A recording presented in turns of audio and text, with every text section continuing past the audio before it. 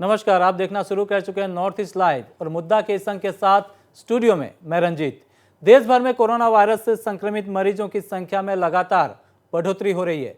केंद्रीय स्वास्थ्य मंत्रालय की ओर से जारी आंकड़ों के मुताबिक पिछले 24 घंटे में 1993 नए मामले सामने आए हैं और 73 लोगों की मौत हो चुकी है। इसके बाद देश भर में कोरोना पॉजिटिव मामलों की कुल संख्या 35,000 पार कर गई है, जिसमें 24,162 सक्रिय मामले हैं। 8,089 लोग स्वस्थ हो चुके हैं और 1,147 लोगों की मौत हो चुकी है। कोरोना वायरस के चलते पूर्वोत्तर में भी जो हालात है अब तक कंट्रोल में है, लेकिन असम के दो जिलों में नए मामले सामने आने के बाद थोड़ी चिंता बढ़ी है और चिंता अर्थव्यवस्था को लेकर भी जारी है। इस वक्त थोड़े ही देर पहले असम के स्वास्थ्य मंत्री ने कहा था कि अभी जो सरकार फोकस कर रही है वो है कोरोना संक्रमण से कैसे बचा जाए और अर्थव्यवस्था को कैसे ठीक किया जाए, इस पर पूरी तरह से फोकस की जा रही है। लेकिन जो अत्यावश्यक सामग्रियां हैं वो जनता तक, आम कंज्यूमर तक पहुंचते पहुंचते इसका जो रेट है काफ़ी बढ़ रहा है। असम के कई इलाकों के साथ ही पूर्वोत्तर राज्यों से भी ये खबरें आई है कि जो अत्यावश्यक सामग्रियां हैं उस पर 20 से 30% जो कीमतें बढ़ी है। और सबसे मुश्किल बात जो अभी सामने आई है वो है कि होलसेलर और रिटेलर ये दोनों एक दूसरे पर आरोप प्रत्यारोप लगा रहे हैं कि उनको पर्ची नहीं दी जा रही है, कैश मेमो नहीं दी जा रही है। अगर पक्का रसीद मांगा जाता है तो कहा जाता है कि आपको हम कीमत तो वही लेंगे लेकिन आपको ज़्यादा दाम देना होगा। इस तरह से होलसेलर, रिटेलर और कंज्यूमर ये लॉकडाउन के चलते सभी परेशान है। और इसमें मुनाफाखोरी की बात करें तो ये आरोप लग रहे हैं कि जो होलसेलर है, डिस्ट्रीब्यूटर है, वो जमकर मुनाफाखोरी कर रहे हैं। कालाबाजारी की भी बात सामने आ रही है। इस पर चर्चा के लिए हमारे साथ आज उपस्थित है विजय गुप्ता, अध्यक्ष है नॉर्थ ईस्ट डिस्ट्रीब्यूटर एसोसिएशन के, अध्यक्ष है वो होलसेल मर्चेंट एसोसिएशन के और उपाध्यक्ष है all India consumer product distribution federation के, और भाजपा नेता के तौर पर तो आप इनको बेहतर जानते हैं। हमारे साथ प्रमोद तिवारी, वरिष्ठ पत्रकार, जुड़े हुए हैं और सिलचर से हमारे साथ जुड़ रहे हैं Silchar food grain merchant association के अध्यक्ष मूलचंद वैद्य। आप सबका कार्यक्रम में स्वागत है। मैं विजय गुप्ता जी से शुरू करता हूं। पिछले एक महीने से हम लॉकडाउन का 38वां दिन है और आज तक आते आते ऐसी खबरें आई है और बहुत से लोगों ने शिकायत की है नॉर्थ ईस्ट लाइव में कि अत्यावश्यक सामग्रियों की कीमत जो है 20 से 30% तक बढ़ चुकी है और खाद्य एवं आपूर्ति विभाग जो है इस पर उनको शिकायत करने के बाद भी कार्रवाई नहीं करने की बात कही जा रही है। पूरे माहौल को आप कैसे देख रहे हैं, क्योंकि जनता परेशान है? देखिए, जनता तो परेशान है, कोविड-19 और इकोनॉमिक स्लेश डाउन है।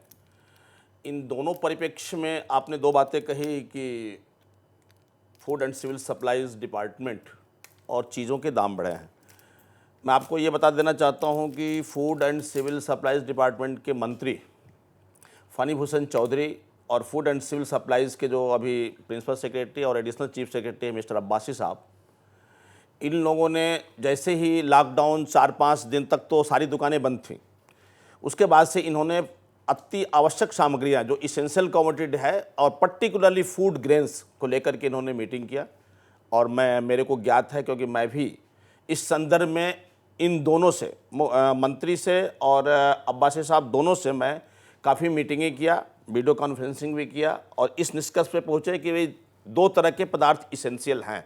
एक तो है फूड ग्रेन और दूसरा है FMCG, fast moving consumer gets, जैसे आज बिस्किट है, दूध है, या इसके अलावा आज जो पैकेटों में जो सामग्रियाँ, खाद्य सामग्रियाँ हैं उनके बारे में भी, और सैनिटाइज़र है, सोप है, डिटर्जेंट है, इन सारों को लेकर के हमने इसको दो ग्रुप में बांटा, एक इसेंशियल और दूसरा फास्ट मूविंग कंज्यूमर गुड्स। यही दोनों दुकानें या दोनों किस्म के व्यापारी ही अभी तक काम कर रहे हैं, बाकी और कोई दुकानें नहीं खुली हैं और न कहीं कोई ऐसा है। अब इन दोनों के विषय में पहले बताऊंगा कि फूड ग्रेन्स का जहाँ तक मामला था, civil supplies department, civil supplies minister, food and civil supplies ministers और डिप्टी कमिश्नर, यहाँ पे सारे डिप्टी कमिश्नरों के साथ में मीटिंग हुई है व्यापारियों की और वहाँ पे सुनिश्चित की गई कि आपके पास स्टॉक क्या है। तो मैंने देखा कि हर मीटिंगों में बात बताई जा रही थी कि हमारे पास में स्टॉक, सफिशिएंट स्टॉक है, ट्रांजिट में भी है और चीज़ों के दाम बढ़े नहीं हैं बल्कि उल्टा घटे हैं। घटने का कारण पूछा गया तो बताया गया कि जब लॉकडाउन हुआ तो लोगों ने स्टॉक जो है बाइंग करके रख लिया था, 15 दिन का हो, 10 दिन का हो, 20 दिन का हो, रख लिया था। उसके बाद से जब खुला तो भी कुछ लोगों ने लिया। अब इसके बाद से अब लोगों के पास में सरकार भी दे रही है, देखिए आज 5 किलो चावल पर हेड देना, दाल भी 1 किलो पर हेड देना, और जितने एनजीओज भी दे रहे हैं। तो फूड सामग्री एफसीआई भी जो है आज के मार्केट में, ओपन मार्केट में एक्शन कर रही है। तो फूड ग्रेन की कहीं कोई क्राइसिस नहीं है, स्कैर्सिटी नहीं है और दाम बढ़े नहीं है, ऐसा मेरे को कामरूप चैम्बर ऑफ कॉमर्स ने भी बताया, हमारे food and civil supplies department ने भी बताया। विजय जी, आप घर के लिए चावल दाल खुद खरीदते हैं? खुद जाते हैं आप बाजार? हाँ, आपको कीमत में फर्क मालूम हुआ है? घर के लिए तो देखिए नहीं खरीदता था, लेकिन अभी रिलीफ के लिए हमको डेली खरीदना पड़ रहा है। आपको रेट में फर्क मालूम हुआ है? रेट में देखिए ये बात ठीक है, मैं एकदम बड़ा स्पष्ट, मैं आज कोई राजनीति करने के विषय में नहीं आया हूँ, क्योंकि जनता को आप जो भी आप काम कर रहे हैं ये लोकतंत्र के चतुर्थ स्तंभ के प्रहरी के हिसाब से काम कर रहे हैं, और मैं आपको आश्वस्त करना चाहता हूं कि मैं किसी का पक्ष नहीं लूँगा। तो मैंने भी जब चावल राइस शुरू में ख़रीदा तो मेरे को 27 रुपया और 28 रुपया में मिलता था, फिर बाद में हमको 30 रुपया 31 रुपया में भी ख़रीदना पड़ा। आलू भी पहले शुरू में मेरे को 1600-1700, फिर बाद में 1900 रुपये भी हमको देना पड़ा। तो मामूली बढ़त हुई है, ये मैंने खुद ही देखा है। लेकिन जैसा मैं आपको बता रहा हूँ कि ये एकदम सही बात है कि जब भी सरकार और व्यापारियों के बीच में मीटिंग हुई है, यही बताया गया कि सफिशिएंट स्टॉक है और चीज़ों के दाम जो है बढ़े नहीं हैं, उल्टा घट रहे हैं। घटने के कारण बाजार में लोग नहीं हैं। सहमति रखते हैं विजय गुप्ता, जो कई मर्चेंट एसोसिएशन के कई देखिए उसमें है शामिल है, और वो खुद कह रहे हैं कि जब वो पहले सामान खरीदते थे अब थोड़ा बहुत उनको कीमत ज़्यादा देना पड़ रहा है। लेकिन हमारे देश में क्या है, एपीएल, बीपीएल, मिडिल क्लास, बहुत सारे कैटेगरी है, और लॉकडाउन के चलते लगभग अमूमन सभी लोग एक ही स्थिति में है। ऐसे में 1 रुपया बढ़े, 2 रुपया बढ़े, 5 रुपया बढ़े, मुश्किलात तो होती है। क्या आप विजय जी के बात से सहमति रखते हैं? नहीं, एक कहते हैं ना कि यूँ तो जन्नत की हकीकत तो मालूम है हमें, फिर भी दिल को बहलाने को गालिब ये ख्याल अच्छा है।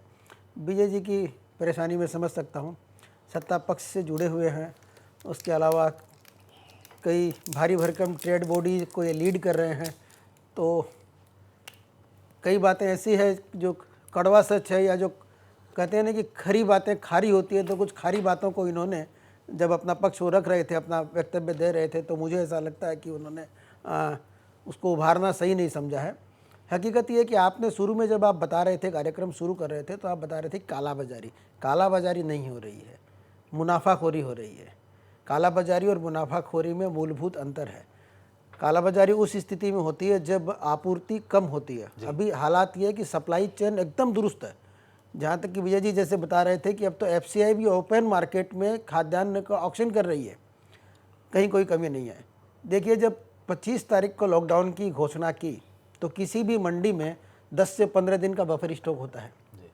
लॉकडाउन की घोषणा होते ही, जिसको चालू भाषा में या व्यापारी भाषा में दाल दलिया कहते हैं, दाल दलिया की कीमतों में 20 से 25% का उछाल आ गया। आप समझिएगा अर्थशास्त्र को, 25% ज़्यादा प्रॉफिट लेकर व्यापारी उस माल को बेच रहा था जो उसके पास पहले से पड़ा हुआ था। तो उस माल की आदर्श स्थिति तो ये होती कि उस माल की कीमतें वही होती जो 25 तारीख के पहले थी। उसने इस तरह से, जब तक उसका वो माल खत्म नहीं हुआ, 25 से 30% उसने लगा कर बेचा। उसके बाद क्या हुआ, जब ये लॉकडाउन की स्थिति आई तो लोगों ने, कुछ लोगों ने स्टॉक करना शुरू कर दिया कि आगे की क्या परिस्थिति होगी। 2 महीने का, 3 महीने का राशन लोग लेके जाने लगे। उससे क्या हुआ कि जो मांग और आपूर्ति का, डिमांड और सप्लाई का जो सिद्धांत है, जो फलसफा है, जो डॉक्ट्रिन है, उसके हिसाब से क्या होता है कि जब मांग ज़्यादा होती है, आपूर्ति कम या स्टैटिक होती है, तो चीज़ों के दाम बढ़ जाते हैं। तो आपूर्ति तो स्टैटिक थी, कम तो नहीं, स्टैटिक थी। मांग अनायास ज़्यादा हो गई, एकाएक ज़्यादा हो गई, तो सोर्स पे थोड़ा सा दाम बढ़ गया। तो जब दाम बढ़े और व्यापारियों को ये कहना शुरू किया लोगों ने कि आप दाम ज़्यादा क्यों ले रहे हो, मुनाफाखोरी कर रहे हो, तो उन्होंने तब कहना शुरू कर दिया कि दाम सोर्स पे बढ़ गए। जबकि जब ये स्थिति थी उसके पहले तो अपना स्टॉक ही बेच रहा था, जो पुराने जो रेट का स्टॉक था उसी को बेच रहे थे। सोर्स पे दाम बढ़ा तो उन्होंने एक डिफेंस लिया कि सोर्स पे चूंकि दाम बढ़ गया, हमने दाम बढ़ा दिए। अब चूंकि माल की मांग कम हो गई है, क्योंकि सरकार 5 किलो करके बहुत बड़े पैमाने के ऊपर अनाजों को अनाज बांट रही है। तो जो खाद्यान्न है, खाद्यान्न की मांग अचानक कम हो गई। मांग कम होने से, खुले बाजार में मांग कम होने से सोर्स पे दाम घट गया। पर सोर्स से दाम घटने के बाद भी आप देखिए, दाल, चावल, आटा की जो 25 मार्च को, अगर मैं बेस्ट डेट मानूं, 25 मार्च को जो कीमतें थी, आज भी उससे ज़्यादा है। जबकि आज सोर्स पे जो कीमत है, वो 25 मार्च को जो सोर्स पे कीमत थी उससे कम है। आंकड़ों में मैं नहीं जाना चाहता, ज़्यादा आंकड़ों में जाने से बोझल हो जाती है, लोगों को बात समझने में परेशानी होती है। मैं फिर रिपीट कर रहा हूं कि 25 मार्च को सोर्स पे, जिसको चालू भाषा में, व्यापारी भाषा में कहते हैं पीछे जो दाम थे, आज उस तुलना में दाम कम है। किंतु 25 मार्च को जो होलसेल मंडी में जो जिंसों के दाम थे उससे ज़्यादा है। मतलब मुनाफाखोरी आज भी हो रही है। जी, हमारे साथ मैं एक बात तो खाली और बोलना चाहूँगा कि ये कामरूप चैम्बर ऑफ कॉमर्स और अन्य संगठनों, ये मैं तो ये कहूँगा कि ये संगठन सारे के सारे प्रशासन और सरकार, शासन और प्रशासन की आंखों में धूल झोंक रहे हैं, उन्हें वस्तु स्थिति से अवगत नहीं करवा रहे हैं। जी हाँ, बिल्कुल। हमारे साथ मूलचंद वैद्य जुड़े हुए हैं, जो अध्यक्ष है Silchar food grain merchant association के। मूलचंद जी, आप यहाँ पे प्रमोद तिवारी जो वरिष्ठ पत्रकार है, उनका कहना है कि 25 तारीख के बाद कीमतों में इजाफा हुआ है और मुनाफाखोरी की बात कही जा रही है। और आपके शहर से ऐसे कई रिपोर्ट्स आए, हमने प्रसारित भी किया था कि होलसेलर जो है रिटेलर को कैश मेमो नहीं दे रहा है और रिटेलर कंज्यूमर को कैश मेमो नहीं दे रहा, इस तरह की बातें आई थी।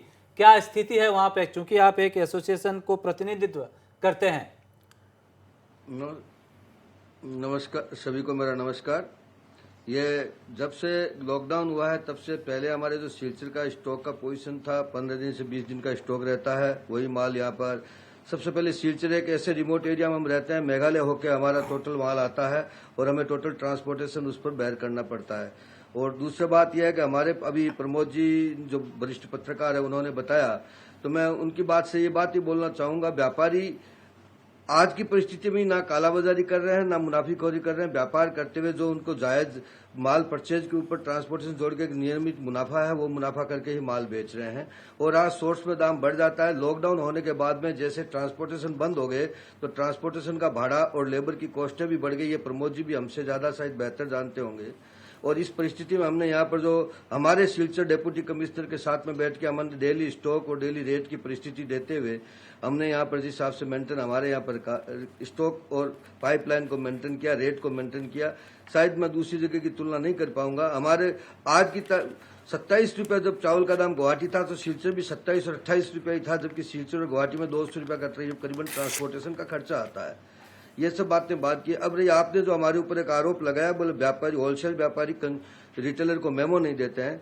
सबसे बड़ी बात है, देखिए, हमें तो टोटल माल हम मेमो से माल मंगाते हैं और हमारे व्यापार के अंदर हम जो भी माल सेल करते हैं उसका मेमो दिए बगैर हम माल सेल नहीं करते हैं। अगर कोई व्यापारी को मेमो नहीं देता या व्यापारी नहीं मेमो लेता है तो व्यापारी का जितना बेचने वाले को मेमो देने का दायित्व है उतना लेने वाले को भी मेमो मांगना जरूरी है। और कंज्यूमर, और एक आपने आरोप यह भी लगाया, बोल कंज्यूमर को मेमो नहीं मिलता है। अब रिटेलर जब माल सेल करता है, 1 किलो 2 किलो 5 किलो सेल करता है तो उस पर उसको मेमो कंज्यूमर को लेना है, कंज्यूमर को मेमो रिटेलर को देना है। इसमें रेट के साथ में जो मुनाफाखोरी की बात है, इसके साथ हमारे साथ में कोई तात्पर्य नहीं है। मूलचंद जी, आप कह रहे हैं कि मैं आरोप लगा रहा हूं, उसमें मूलचंद जी आप कह रहे हैं कि मैं आरोप लगा, मैं आरोप नहीं लगा रहा हूं। आपके पास ऐसी शिकायतें आई थी, क्या आप इस बात को मानते हैं कि आपके पास ऐसी शिकायत आई थी कि एक पर्ची लेकर कोई आया था और कहा था कि हमें ये पर्ची में अधिक दाम लिया गया, आप खुद वहां पे गए थे और दुकानदार ने मना कर दिया कि नहीं, हमारे ये पर्ची हमारे दुकान की नहीं है, तो आप कम से कम ये तो कह सकते हैं कि सबको जागरूक होना होगा, खासकर कंज्यूमर को? ना, मैं तो ये बोल ही रहा हूँ। मैंने तो अभी प्रेस मीट हुई थी परसों, उसमें भी यही बात बोली है। कंज्यूमर, अगर हम कोई रिटेलर या होलसेलर कोई मेमो नहीं देता है, कंज्यूमर का ड्यूटी बनता है मेमो लेवे। अगर कोई मेमो देने में इनकार करता है तो तत्काल उस पर कार्रवाई होनी चाहिए। उस कार्रवाई में हम उनका सपोर्ट करेंगे पूरा। ऐसी कोई बात नहीं है कि बोले हमें मेमो देने में या लेने में, कोई लेने का ही दायित्व जितना है देने वाले का भी उतना है। हमें मेमो, कैश मेमो, किसी भी व्यापारी को क्रेडिट मेमो, कैश मेमो देने में कोई तकलीफ नहीं है। बिल्कुल बिल्कुल मूलचंद जी, बिल्कुल आप सही कह रहे हैं। लिया नहीं या दिया नहीं, आप सफेद पर्ची लाके। जी हाँ, ये आप ही की ओर से ये बात आई थी, आपने ही कहा था कि किसी ने पर्ची दिखाई और जब आप उसके साथ दुकानदार के पास गए थे तो दुकानदार ने इनकार कर दिया था। लेकिन ये हाँ, तो अभी हम पर्ची एक बोलता मेरे दुकान का माल नहीं वैश्विक है, उसका संकट हम कैसे उसका से, एक बहुत आप- बड़े संकट से गुजर रहे हैं मूलचंद जी। और आपकी भी दुकान होगी, आप जैसे लोग भी कोरोना वॉरियर्स जो कहा जाता है, जितने भी बिजनेस करने वाले लोग हैं वो भी फ्रंट लाइन के सिपाही माने जाएंगे। अपने जान जोखिम पर डालकर वो व्यवसाय कर रहे हैं। कीमतें अधिक वसूलना कम वसूलना ये नीति की भी बात होती है। अगर कोई गड़बड़ी करता है तो उसके खिलाफ कार्रवाई होगी। हमारे साथ विजय गुप्ता जी बने हुए नॉर्थ ईस्ट डिस्ट्रीब्यूशन कानून कार्रवाई होनी चाहिए, होनी चाहिए। जी हाँ, नॉर्थ ईस्ट डिस्ट्रीब्यूशन एसोसिएशन के अध्यक्ष जुड़े हुए हैं। 100% उस पर कार्रवाई, कानूनी कार्रवाई होनी ये चाहिए। जो अगर कोई डिस्ट्रीब्यूशन कालाबाजारी भी चैन करता चल है रहा या है, मेमो निश्चित नहीं तौर पर देता है एक तो बहुत कार्रवाई अच्छी होनी पहल चाहिए। है। मूलचंद जी, हम आपके पास आएंगे, विजय गुप्ता जी को सुन लेते हैं। आखिर ये आरोप बरसों से लगते आ रहे हैं कि कैसे मुनाफाखोरी हो रही है, कोई कार्रवाई नहीं होती है। एक्चुअली है क्या ये? आम जनता इसे समझ नहीं पाती। बिजनेस का जो ट्रेंड है, बिजनेस करने का जो तरीका है, वो सिर्फ ये कहती है कि मारवाड़ी लोग, मैं नाम लेना पड़ रहा है, बनिया लोग बहुत, मारवाड़ी लोग बहुत लूट रहा है। ये हमेशा तोहमत झेलने के बाद भी वो व्यवसाय कर रहे हैं, असम के विकास में अपना कंट्रीब्यूशन दे रहे हैं, आर्थिक विकास में हो, सामाजिक विकास में, ये तोहमत झेलने के बाद भी आखिर ऐसा हो क्यों रहा है? क्यों मानसिकता चेंज नहीं हो रही है? देखिए, ये बड़ा आपने बहुत ही सही और बहुत ही वैलिड क्वेश्चंस आपने उठाया है, और ये बहुत दिनों से बातें सुनने में आती है। और जब भी कभी होता है तो भाई मुनाफाखोरी है, कालाबाजारी है, बहुत दाम लेते हैं, बहुत विशेषकर तो दुनिया में कहीं कुछ हो, आसाम में तो फैंसी बाजार का नाम आ जाता है, फांसी बाजार व्यापारी, सब होता है। इसके लिए मैं पहले भी कहा था कि मैं किसी का भी पक्ष लेके बात नहीं करूँगा, जो सत्य है उसको हमको बाहर लाना ही होगा। आज देखिए, सारी सिस्टम और जो मैकेनिज़्म है, उस पूरे सिस्टम और मैकेनिज़्म में 2-3 हिस्से होते हैं। एक तो खुद का व्यापारी है, व्यापारी जो सामान को बेचता है, और जो है सप्लाई चेन जहाँ से आता है और जहाँ उपभोक्ता है, और प्रशासन, शासन और प्रशासन, चारों के बीच में अगर कोऑर्डिनेशन ना हो और उनके अंदर में कोऑपरेशंस नहीं हो और सेंस ऑफ जो है बिलोंगिंगनेस नहीं हो, सेंस ऑफ जो ऑनेस्टी नहीं हो, तो मुश्किल होता है। उसके लिए क्या चाहिए कि देखिए, लोकल इंटेलिजेंस की बहुत आवश्यकता होती है। दूसरी चीज़ है लोकल इंफ्रास्ट्रक्चर। आज चीज़ें आती हैं, भंडारण की बहुत बड़ी प्रॉब्लम्स है कि चीज़ों को कहाँ रखा जाए और किस तरीके से उसको बेचना है, कैसे तरीका होना चाहिए, वो एक इंफ्रास्ट्रक्चर, लोकल इंफ्रास्ट्रक्चर व्यवसाय के क्षेत्र में, विशेषकर फूड ग्रेन के मामले में कहीं ना कोई मंडी है, ना कोई शासन, मान कोई किस तरह का कोई सिस्टम या मैकेनिज्म ही नहीं, किस तरीके से माल को कहाँ से लाया जाए, कहाँ रखा जाए, कहाँ बेचा जाए। दूसरी चीज़, तीसरी चीज़ एडमिनिस्ट्रेशन। आज आप शासन प्रशासन की बात करते हैं, व्यापारी को लोग दोष देते हैं, शासन प्रशासन को भी दोष देते हैं। मैं निश्चित रूप से दोष तो दोनों का है। कुछ असामाजिक तत्व तो होते हैं व्यापारियों के बीच में भी, शासन प्रशासन में भी कुछ असामाजिक तत्व होते हैं। जैसे मैं आपको आज की घटना बताऊं, लाचित नगर के अंदर में एक व्यापारी से 5,000 रुपया फाइन वसूला गया, और वह व्यापारी को यह कहा गया कि आप ऊंचे रेट में माल बेच रहे हैं। किसने बोला? जीएमसी। उसके साथ में जीएमसी का वेटरनरी डॉक्टर था और एक व्यक्ति जो इन्फोर्समेंट का आदमी था। जीएमसी ऑफिसर्स को यह कैसे पता चला कि इन्फ्लेटेड रेट है? What is the rate and what to be charge? How he came to know? उसने इन्फ्लेटेड चार्ज। अच्छा, he is not the authority. GMC is not at all the authority to penalize anybody on the inflated rate. आपने चीजों को बढ़ा के बेच रहा है, इसलिए हम आपको पेनलाइज कर रहे हैं। कौन करेगा? कौन मॉनिटर करेगा? Who will monitor all this case? सामान कहां से आ रहा है, कितना स्टॉक है, कितना किस रेट में बेचा जा रहा है? मॉनिटरिंग जो व्यवस्था है, मॉनिटरिंग जो सिस्टम, वो किसके हाथ में है आज के डेट में?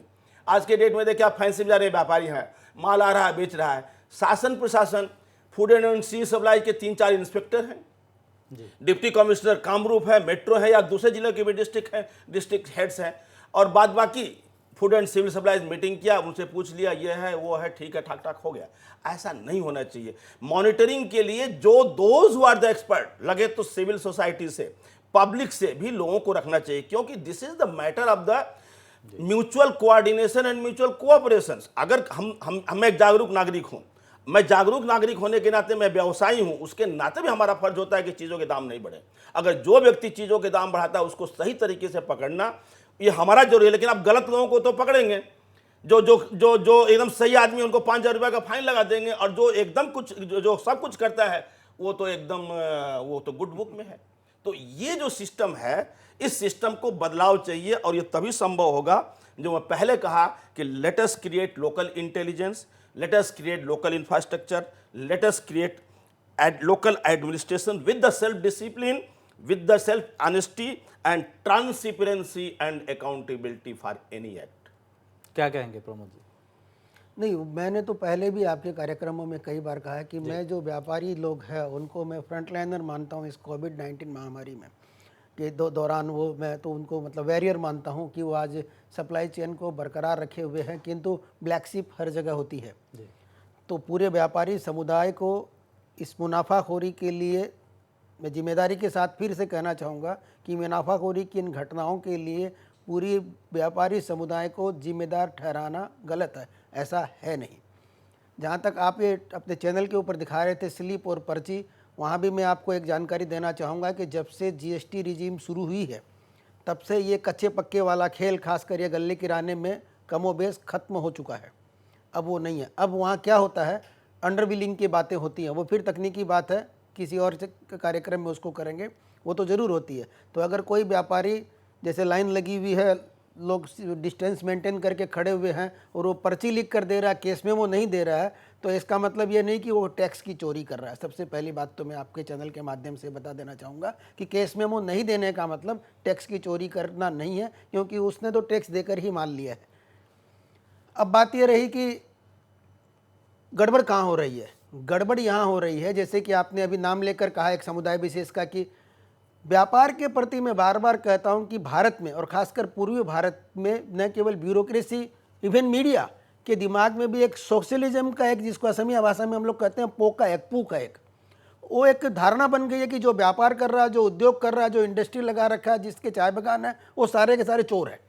ऐसी बात नहीं है। ये बहुत ही गलत और बहुत ही आत्मघाती अवधारणा, आत्मघाती परसेप्शन है ये।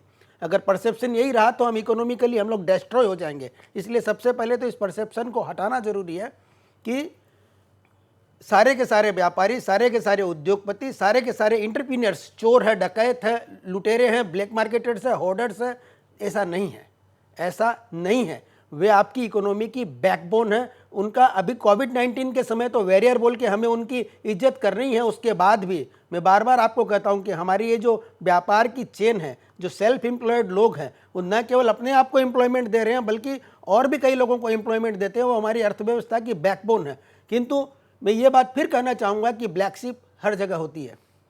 जैसा कि विजय जी ने कहा, अकाउंटेबिलिटी फिक्स नहीं होती है, सिस्टम में ट्रांसपेरेंसी नहीं है। जो चोर है, जो गलत है, जो मुनाफाखोर है, पकड़ा नहीं जाता है। वो सारे के सारे को एक ही तराजू पे तोल दिया जाता है। जैसे कहते हैं ना कि वो आटे के साथ में घून भी पीसा गया तो वो ईमानदार भी उस एक साथ ही हो जाते हैं। वो एक ही कैटेगरी में, एक ही ब्रैकेट में उनको भी रख दिया जाता है कि सारे चोर है। ऐसी बात है नहीं। ये बात मैं चैनल के माध्यम से साफ करना चाहता हूँ कि इस परसेप्शन को हमें पूरी तरह से बदल देना होगा। पूर्वी भारत में, उड़ीसा, पश्चिम बंगाल और नॉर्थ ईस्ट के सातों राज्यों में ये एक अवधारणा बन गई है कि जो व्यापार कर रहा है, जो उद्योग लगा रहा है, वो गलत कुछ ना कुछ गलत कर रहा हो। ऐसा नहीं है।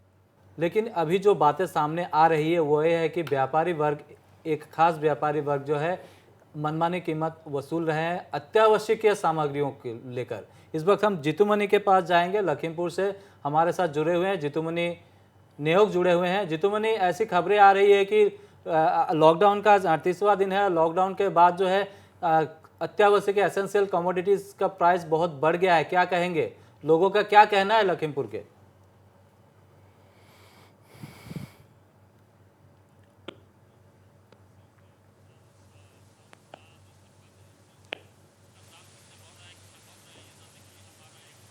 हम तो अभी तक क्या क्या चीज का दाम बढ़ रहा है, क्या क्या चीज का दाम कम हो रहा है?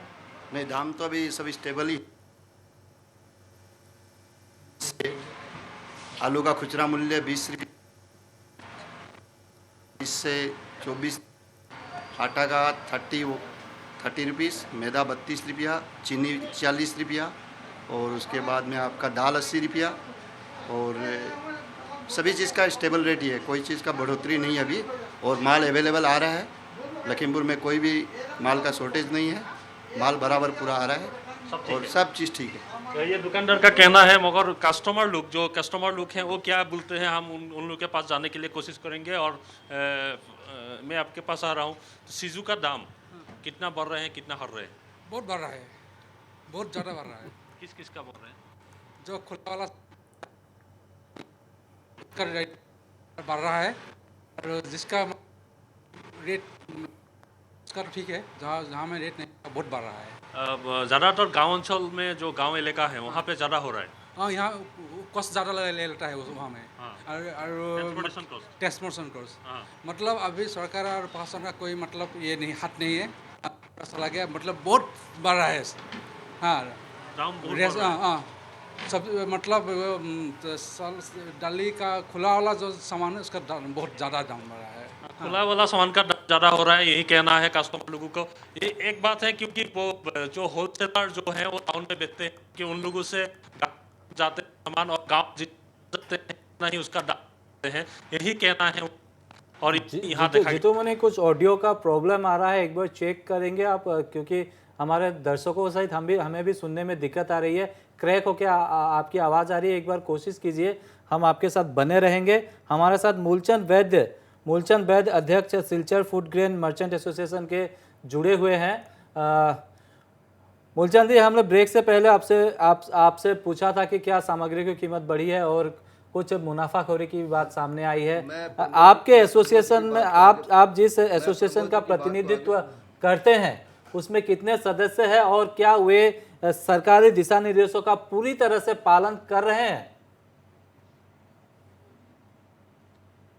हमारी एसोसिएशन में 140 सदस्य है। उसमें हेलो, हाँ आप बोलिए, सुन रहे हैं। हेलो, 140 सदस्य है। उसमें करीबन 60 करीबन होलसेलर, सेमी होलसेलर वगैरह है। बाकी रिटेलर है हमारे सिलचर इस एसोसिएशन के मेंबर्स। मैं इस सदस्यता की बात तो बारे में बताऊंगा। मैं सबसे पहले प्रमोद जी की बात को आगे बढ़ा तो एक बात बोलना चाहूंगा। आपने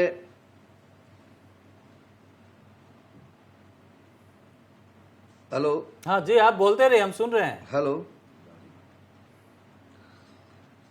प्रमोद जी को बात आगे बता। अभी आपने एक कोई कम्युनिटी बेस पे के कोई बात बताई थी। व्यापार के अंदर कोई एक कम्युनिटी व्यापार करता है ऐसा कोई बात नहीं है, सभी कम्युनिटी मिक्स है और व्यापारी का नाम होना चाहिए। व्यापारी अगर कोई मुनाफाखोरी करता है तो उसके अगेंस्ट में कार्रवाई हो, या कालाबाजारी करता है तो उसके बारे में कार्रवाई हो, ये बात तो सही है। लेकिन एक कम्युनिटी के बारे में कोई आरोप प्रत्यारोप करना, यह बात भी सही है। ये मानसिकता लोगों की बदलनी होगी। आज जो भी इंडस्ट्री लगा रहा है, जो भी व्यापार कर रहा है, वो हमारे आसाम में नॉर्थ ईस्ट में काम करने वाला, आसाम में काम करने वाला, आसाम की इकोनॉमी का बैकबोन है। उसको इस टाइप से मतलब कोई रकम की सोच को रखना गलत है। इस सोच को बदलना होगा। और मैं प्रमोद जी की इस बात से भी सहमत हूँ। हम कोई भी माल परचेज करके लेके आते हैं, हम वहां पर जीएसटी पेमेंट करके लेके आते हैं। तो हमें अगर कोई छोटा व्यापारी रिटेलर अगर एक पैकेट चावल लेने वाला अगर कोई पर्ची देता भी है तो उस एक पर्ची में कोई टैक्स, पहला बात तो चावल में टैक्स नहीं है, दाल में टैक्स नहीं है, आटे पे टैक्स नहीं है, कुछ आइटमों पर जीएसटी है। तो आइटम जीएसटी वाले हैं तो कंज्यूमर आइटम जो बिकते हैं वो टैक्स पेमेंट होकर आया हुआ है। हड़बड़ी में हो सकता है व्यापारी ने नहीं दिया हो या कंज्यूमर ने नहीं लिया हो। मैं ये दोनों पक्ष में हूँ।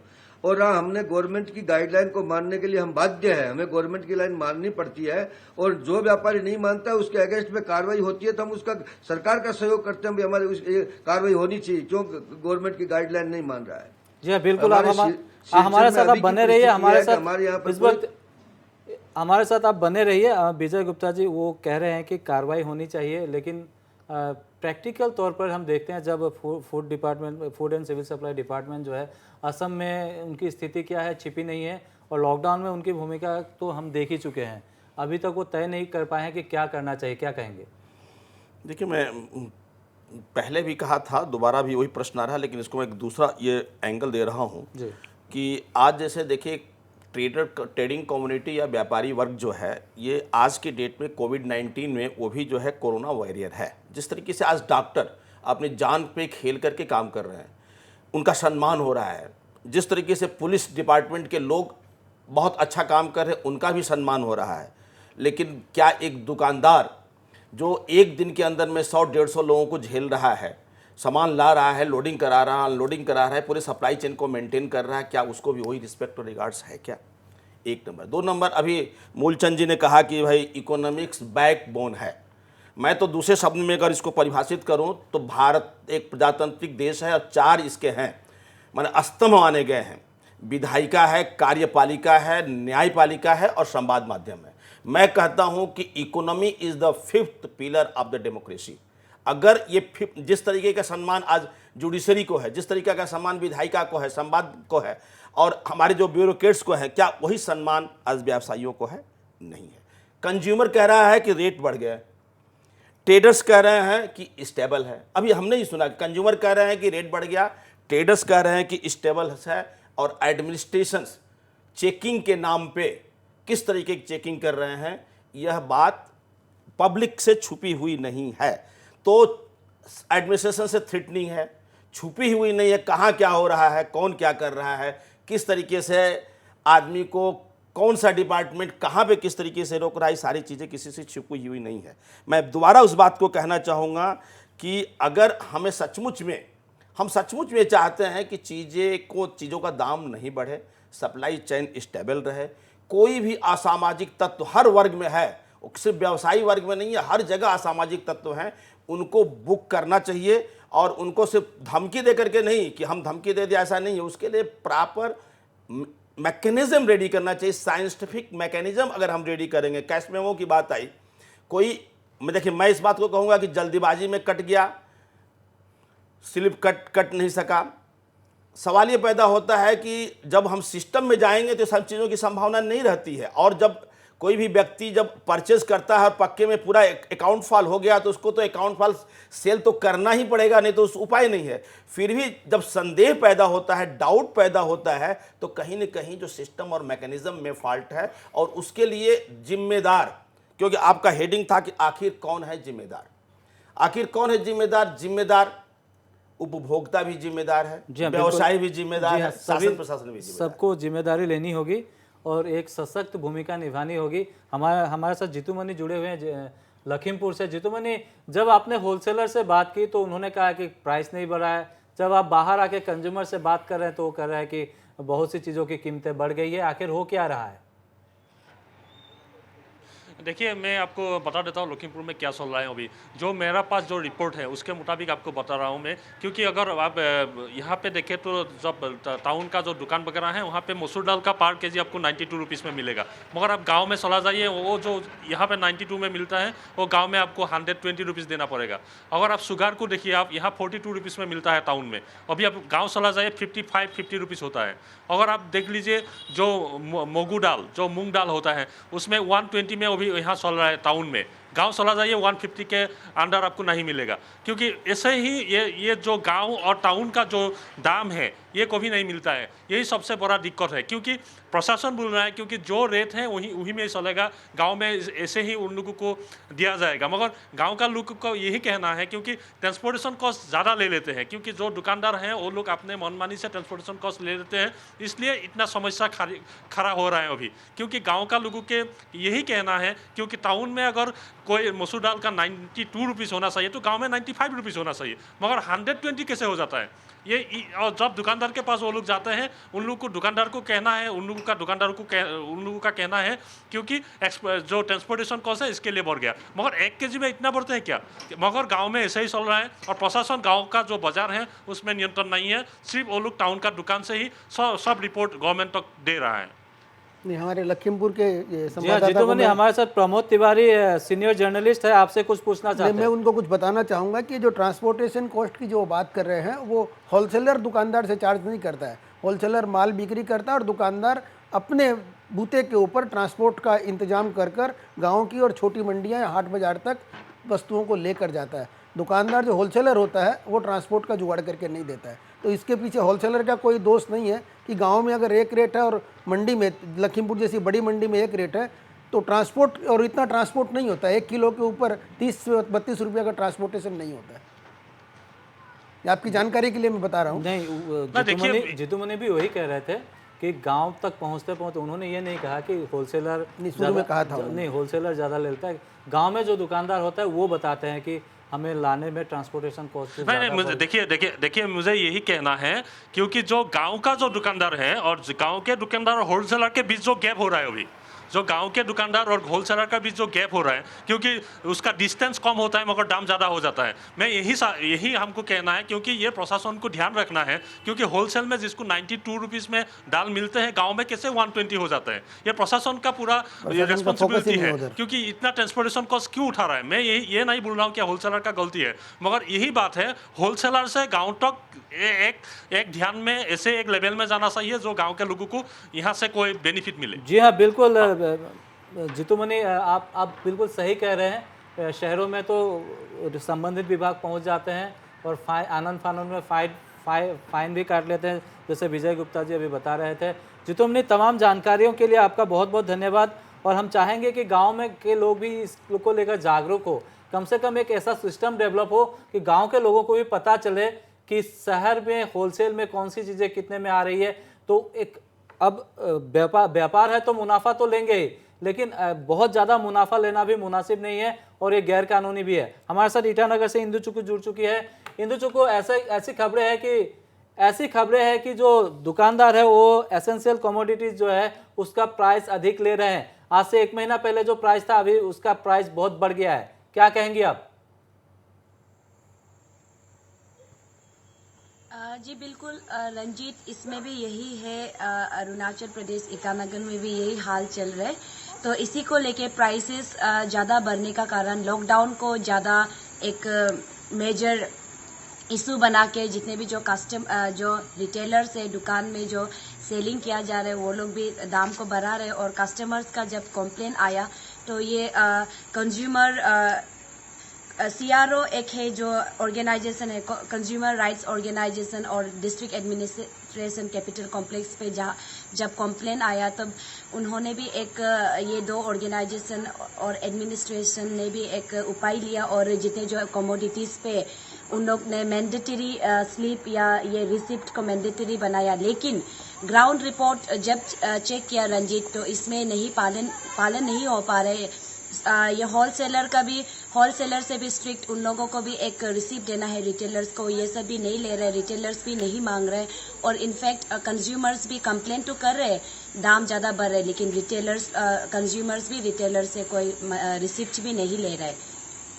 इंदु, मैं आपसे ज़्यादा समय नहीं लूँगा, एक सवाल पूछना चाहता हूँ। आप खुद मार्केटिंग करती है अपने घर के लिए एसेंशियल कमोडिटीज़ की, तो कैसा महसूस हो रहा है इन दिनों आपको? बिल्कुल, जैसे यहाँ पे जो एक जैसे ईटानगर में कुछ इलाके में रंजीत, कुछ इलाके में प्राइसेस बढ़ रहे हैं। जैसे मीट का प्राइसेस भी नॉर्मली जो 350 जो नॉर्मल रेट में 200 था, और डिप्यूटी कमिश्नर का जो रेट है 180 to 200 के तौर पे बेचने के लिए कहा है।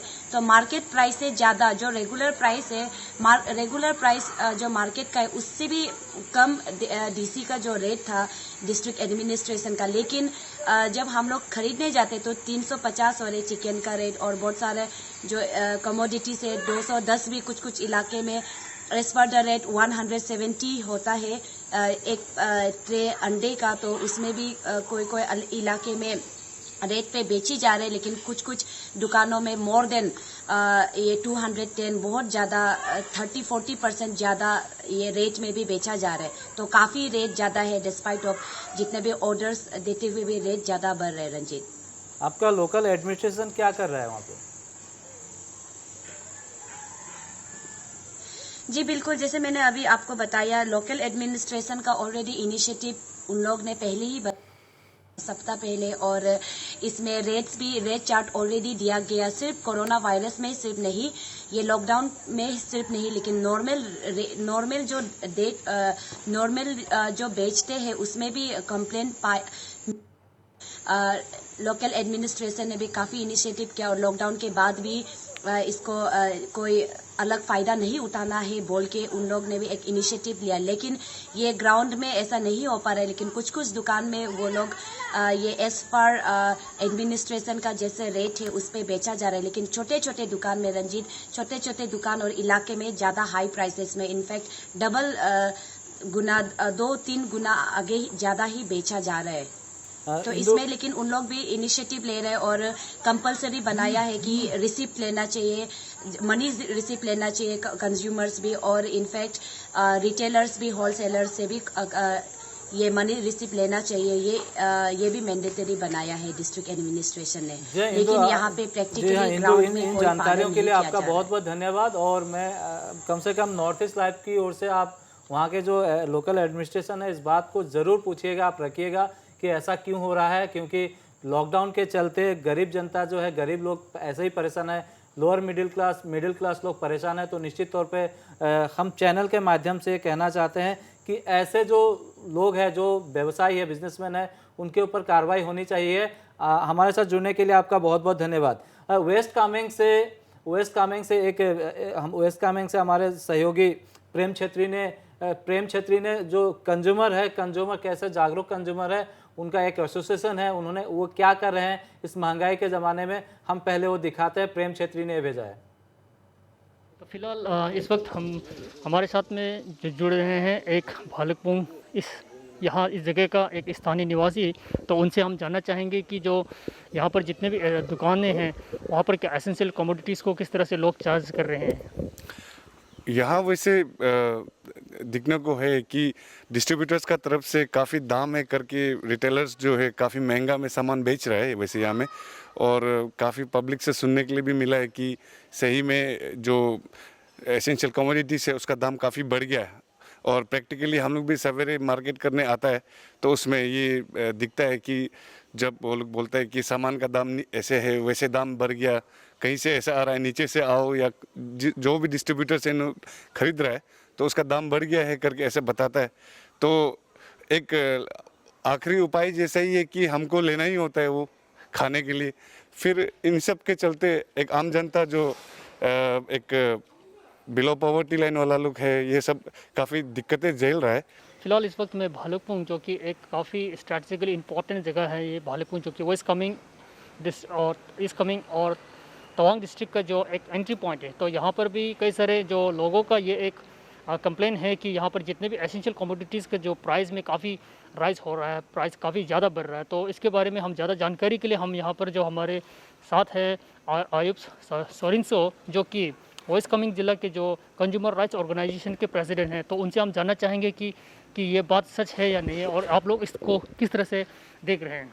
मार्केट एरिया तो जो बाजार सेक्रेटरी ने आज भी बताया था, मार्केट एरिया तो ठीक चल रहा है। तो इसी हिसाब से हम लोग कुछ एसेंशियल कमोडिटीज़ जो जैसे हो गया आटा हो गया, चीनी हो गया, दाल हो गया, ये सब चीज़ कुछ दुकान जो होलसेलर से लेके कुछ दुकान लोग ज़्यादा रेट में ज़्यादा बेच रहे हैं। ये सब चीज़ को हम लोग अपडेट करके आज EAC सर और OC सर का साथ भी बातचीत करके और सप्लाई इंस्पेक्टर का साथ बात करके हम लोग इस चीज़ को हम लोग अपडेट करके इसको एक हैंडसमली वे में प्राइस फिक्स करके हम लोग एक बाजार सेक्रेटरी को भी सौंपा जाएगा इसका थ्रू से।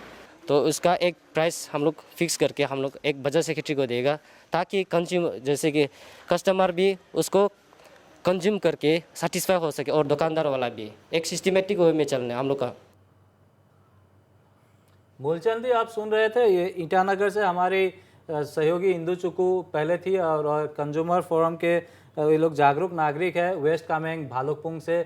उनका भी कहना है कि वहाँ में कीमतें बढ़ी है और सरकार की ओर से कोई कार्रवाई नहीं की जा रही है। मूलचंद जी, आप एक एसोसिएशन के अध्यक्ष हैं और बहुत सारे मुश्किलातों का सामना भी आपको करना पड़ता होगा, क्योंकि बराक घाटी में स्थितियाँ हम सबको पता है। आप कैसे टैकल करते हैं, कैसे इन सब से निकलते हैं? देखिए, हमारे बराक घाटी एक रिमोट एरिया में है। वैसे भी मेघालय होकर आना पड़ता है, मेघालय की परिस्थिति को भी हमें सिलसिले में समझना पड़ता है। कारण मेघालय से जब भी ट्रकें आती है तो हमें बहुत सी दिक्कतें अभी आ रही थी। कारण मेघालय में बीच में कर्फ्यू लगा दिया था, बंद कर दिए थे, रास्ता बंद कर देते हैं, फिर भी हमारे सिलसिले में माल पहुंचता है और हमारी पाइपलाइन पूरी मेंटेन करते हुए हम मार्केट के साथ पूरा तालमेल मिलाते हुए पूरा बाजार में माल है बोले। हम तो यही आपको आश्वासन दे सकते हैं, जब से कोरोना वायरस के लिए जब से लॉकडाउन हुआ है उससे लेकर आज तक हमारी कोई रेटों में जो एक नॉर्मली जो ट्रांसपोर्टेशन है, लेबर कॉस्ट है या एक नॉर्मली जो रेट बढ़ी है उसको छोड़ के ना तो रेट बढ़ी है ना कोई बात है।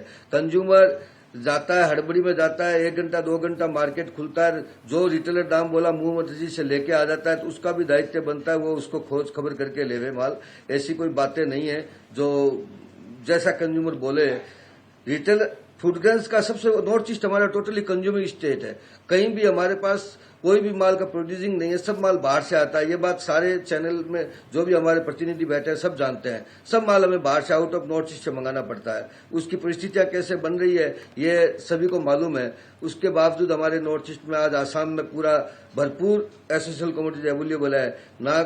आप दूसरी जगह की तुलना करें तो रिटेल का मार्केट चाहे दिल्ली ले लीजिए, चाहे कलकत्ता ले लीजिए, चाहे सिलचर ले लीजिए, चाहे गुवाहाटी ले लीजिए, मैक्सिमम अप्रोक्सीमेटली रिटेल का दाम एक लगभग समान चलता है।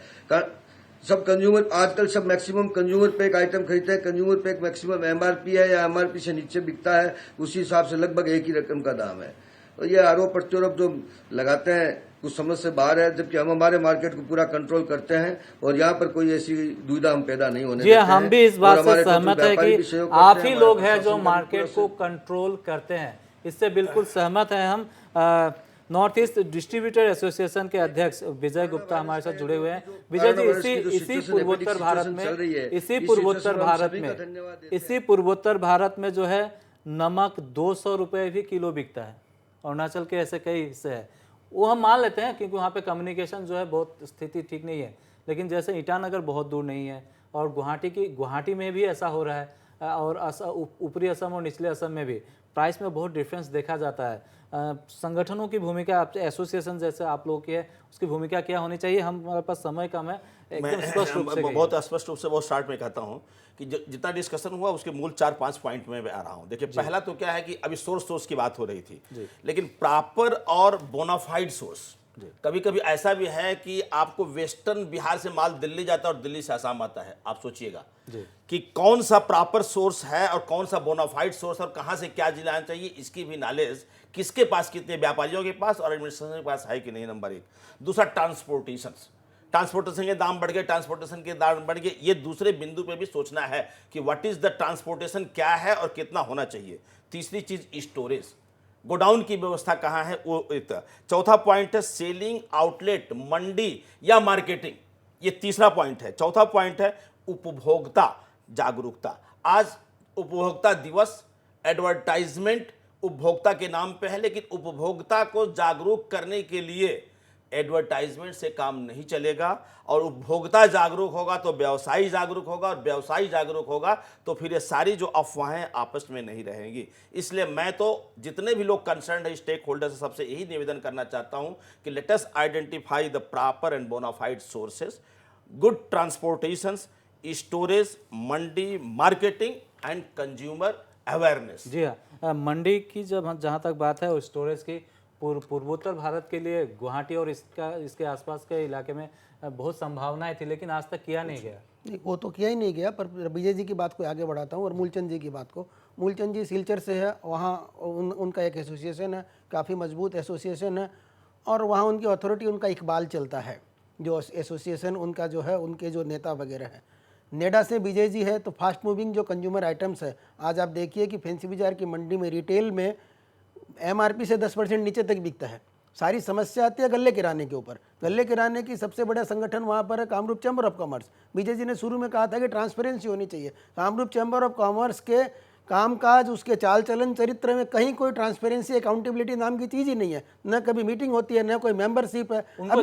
अभी मैं बता रहा हूँ, अभी चैम्बर ने 70 लाख में 80 लाख रुपए चीफ मिनिस्टर्स रिलीफ फंड में दिया। देना चाहिए, 1 करोड़ दो, 2 करोड़ दो, ज़्यादा से ज़्यादा देना चाहिए इस आपदा से निपटने के लिए। पर कोई पूछे कि चैम्बर की बैलेंस शीट में तो 50,000 का बैलेंस भी नहीं है, तो ये फिर 50, 60, 70 लाख आए कहाँ से? ये पैसे जहाँ से आए हैं वो आप सब समझ सकते हैं, और उसका अल्टीमेटली भुगतान उपभोक्ताओं को ही करना पड़ेगा।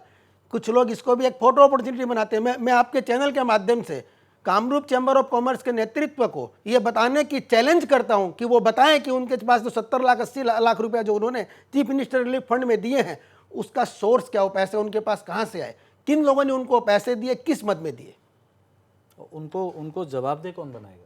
उनको जवाबदेह व्यापारियों को बनाना पड़ेगा, क्योंकि सब व्यापारियों का एक जीवंत वाइब्रेंट ऑर्गेनाइजेशन नहीं होने के कारण आज उनको बदनामी की तोहमत झेलनी पड़ती है। वो अपना पक्ष न प्रशासन के पास रख सकते हैं, न मीडिया के पास रख सकते हैं, न किसी और अथॉरिटी के पास रख सकते हैं। फैंसी बाजार के जो होलसेल मंडी के व्यापारियों को चाहिए कि एक सशक्त नेतृत्व लेकर आएं और जो लोग उनके कंधे पर रखकर बंदूकें चला रहे हैं, उनके कंधे पर रख के अपने हितों को साध रहे हैं, अपने निहित स्वार्थों को साध रहे हैं, उनको उखाड़ फेंकें, नए लोगों को लाएं, ईमानदार लोगों को लाएं, ऐसे लोगों को लाएं जो उनकी आवाज़ बन सके, जो उनके बारे में गलत परसेप्शन है समाज में, प्रशासन में, मीडिया में, उसको दूर कर सके और उन्हें सही मायने में सबल, सशक्त, ईमानदार नेतृत्व प्रदान कर सके। प्रमोद जी, मैं एक बात रंजीत जी का था, उसका उत्तर नहीं दे पाया कि एसोसिएशन क्या करती है। मेरी एफएमसीजी की जो एसोसिएशन है, मैंने एडिशनल चीफ सेक्रेटरी से, डीसी से और मंत्री से बातचीत करके, वीडियो कॉन्फ्रेंसिंग करके, बाकायदे देखिए पुलिस डिपार्टमेंट से मेरे को दिक्कत आ रही थी, मैंने पुलिस का ज्वाइंट कमिश्नर से मीटिंग करके 180 लोगों को मोटरसाइकिल के तक के भी पास मैंने दिलवाए, दुकानों के पास दिलवाए, पहले 15 फिर 35 फिर 50, रेट निश्चित किए, सप्लाई का इंश्योर किए। तो ऐसा नहीं है सब ऑर्गेनाइजेशन नेडा के लिए तो कहा ही था कि नेडा अच्छे काम कर रही है। हमारा association fast moving consumer goods MRP से नीचे बेच रहा है सामान, अवेलेबिलिटी भी कराया हमने। कंपनियों के जो है बॉस, टॉप बॉस को जो है मिनिस्टर के साथ में मैंने कहा कि एमआरपी से नीचे बिक रही है fast food consumer goods system में। मैंने आपको और आपके व्यापारियों को साधुवाद दिया मैंने। मूलचंद जी भी जुड़े हुए हैं। मूलचंद जी, हमारे पास समय की कमी है, आप दोनों, आप प्रमोद जी और विजय गुप्ता जी की बात सुनी। उन्होंने तो चैम्बर ऑफ कॉमर्स पर बहुत बड़ा, कामरूप चैम्बर ऑफ इल्जाम लगाया है। क्या कहेंगे आप? संक्षेप में, हमारे पास समय की कमी है। देखिए, ऐसा प्रमोद जी ने जो इल्जाम लगाया है वो गुवाहाटी के व्यापारी समझ सकते हैं। पैसा कहाँ से है, व्यापारियों ने दिया होगा, जरूर दिया तो सीएम के फंड में गया है, ऐसी कोई बात नहीं है। लेकिन रहा प्रमोद जी की बात पर, तो मैं तो यही कहना चाहूंगा, व्यापारी को भी अपने व्यापार के अंदर ट्रांसपेरेंसी होनी चाहिए और एसोसिएशन भी मजबूत होनी चाहिए। एसोसिएशन का प्रतिनिधित्व ऐसा होना चाहिए जहां पर कम से कम उसकी बात सुनी जाए और बात को समझा जाए। मैं अपने स्वार्थ के लिए प्रतिनिधित्व को करूं, यह बात भी बैठती नहीं है। तो इसलिए मैं प्रमोद जी की बात को मैं तो इस बारे में कुछ नया कमेंट करते हुए यही कहूंगा, एसोसिएशन का प्रतिनिधित्व मजबूत और सही होना चाहिए, ट्रांसपेरेंसी का होना चाहिए और इसी हिसाब से होना चाहिए। जी बिल्कुल, हमारे साथ जुड़ने के लिए मूलचंद जी आपका बहुत बहुत धन्यवाद। सभी का मैं धन्यवाद करता हूं। तो कुल मिला के स्थिति यह है कि कोरोना वायरस से तो हम जंग लड़ रहे हैं, आगे भी ये जंग जारी रहेगी, लेकिन आर्थिक व्यवस्था को जो है दुरुस्त करना बहुत जरूरी है। ऐसे में विभिन्न व्यापारिक संगठन जो है उनके अंदर ट्रांसपेरेंसी के साथ काम करने की ज़रूरत है। सरकार को मदद करना होगा। और एक बात ये भी है कि सभी व्यवसायों को अलग अलग समय में अलग अलग तरीके से मुसीबतें झेलनी पड़ी है। इसका मतलब कतई ये भी नहीं होना चाहिए कि जो आम जनता है, आम कंज्यूमर है, उनके ऊपर ठिकरा फोड़ा जाए। तो निश्चित तौर पर हम कह सकते हैं कि इस वक्त सबसे ज़रूरी है कि कोरोना के खिलाफ जंग में हम सबको एक साथ आगे बढ़ के जंग लड़ना होगा, तभी हम इस महामारी से निपट पाएंगे और अपनी अर्थव्यवस्था को दुरुस्त कर पाएंगे। मुद्दा में इतना ही। धन्यवाद।